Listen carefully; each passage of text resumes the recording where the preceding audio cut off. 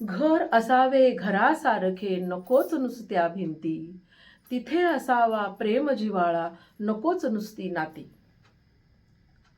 नमस्कार. आदिशक्ती गुरुकुलमध्ये मी ज्योतिषाचार्य चारुशीला कांबळे आपले स्वागत करत आहे.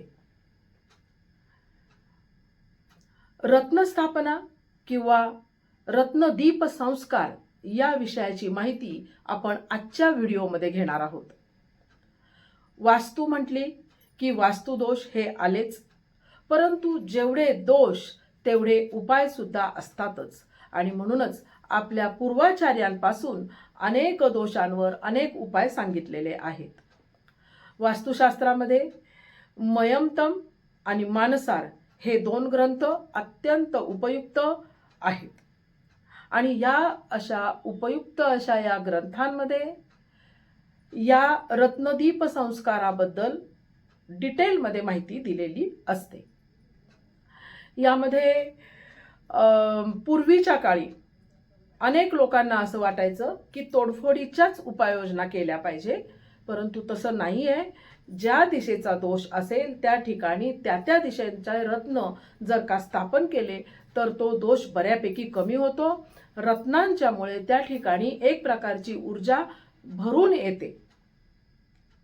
त्यामुळं प्रत्येक दिशेची ऊर्जा वाढवण्यासाठी जो काही संस्कार केला जातो, जे काही रत्न त्या ठिकाणी स्थापन केले जातात, या सर्वांनाच रत्नदीप संस्कार असं म्हणतात. ज्याप्रमाणे आपल्या शरीरामध्ये व्हिटॅमिन कमी पडले तर आपण बाहेरून व्हिटॅमिनच्या गोळ्या घेतो, त्या पद्धतीनं आपल्या वास्तूमध्ये सुद्धा कधी कधी एनर्जी कमी पडते. काही ठिकाणी ईशान्य कट असतो तर काही ठिकाणी आग्नेय कट असतो. काही ठिकाणी पश्चिम किंवा दक्षिण, नैऋत्य ह्या दिशा ओपन असतात आणि त्यांचे अनेक दोष त्या ठिकाणी निर्माण झालेले असतात. खरं तर वास्तुशास्त्र हे पृथ्वीचं शास्त्र आहे. ज्याप्रमाणे पृथ्वीची रचना आहे त्याप्रमाणे आपल्या वास्तूची रचना असली पाहिजे.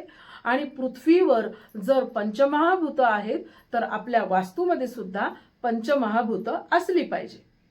एवढी साधी आणि सोपी अशी ही संकल्पना आहे.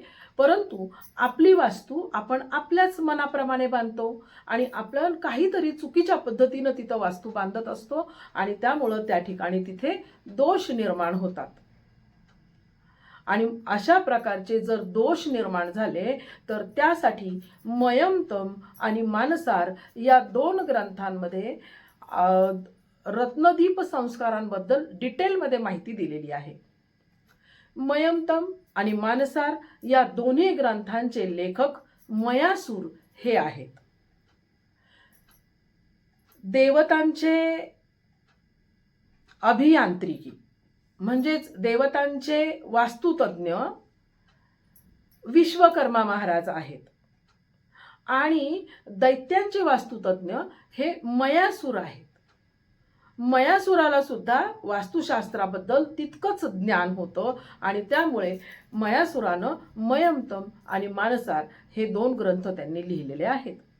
या ग्रंथांमध्ये वास्तुदोष आहेत असं गृहीत धरूनच त्यांनी तिथे लगेचच उपाययोजना दिलेल्या आहेत. प्रत्येक दिशेची एनर्जी वाढवण्यासाठी ते रत्न त्या ठिकाणी स्थापन करावे लागतात.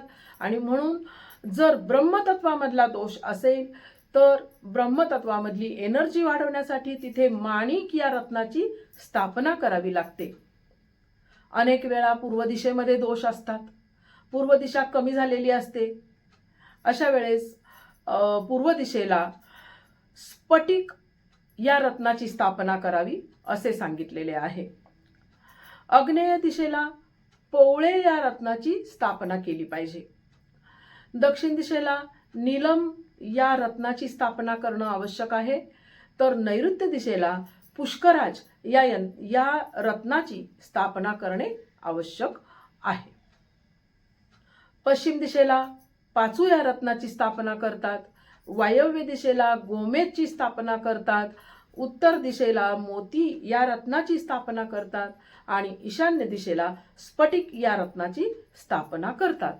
परंतु अशीच कशीही स्थापना करून चालणार नाही, तर हे रत्न सिद्ध करावे लागतात. त्याचप्रमाणे ज्या दिशेमध्ये दोष आहे त्या दिशेमध्ये जमिनीखाली ह्या रत्नांची स्थापना केली जाते. जर का घर बांधून झालेलं नसेल तर घर बांधण्याच्या अगोदर म्हणजेच फरशी टाकायच्या आधी तुम्ही त्या ठिकाणी रत्न तुम्ही त्या ठिकाणी स्थापना करू शकता. जर का घर बांधून झालेलं असेल आणि फरशी जर टाकलेली असेल तर अशा वेळेस सुद्धा त्या ठिकाणी एक चौकोनी खड्डा घेता येतो आणि चौकोनी खड्डा घेऊन त्या ठिकाणी तुम्ही रत्न स्थापना करू शकतात. परंतु त्यासाठी सर्वप्रथम हे रत्न सिद्ध केलेले असावे लागतात. रत्नांवर मंत्रोपचार आणि पूजा करणं आवश्यक आहे आणि अशा वेळी प्रत्येक रत्नांचे काही मंत्र असतात. ब्राह्मणाच्या हस्ते या रत्नांची पूजा केली जाते, रत्न सिद्ध केले जातात. रत्नांवर प्रत्येक मंत्र कमीत कमी 108 वेळा तरी म्हटला जातो.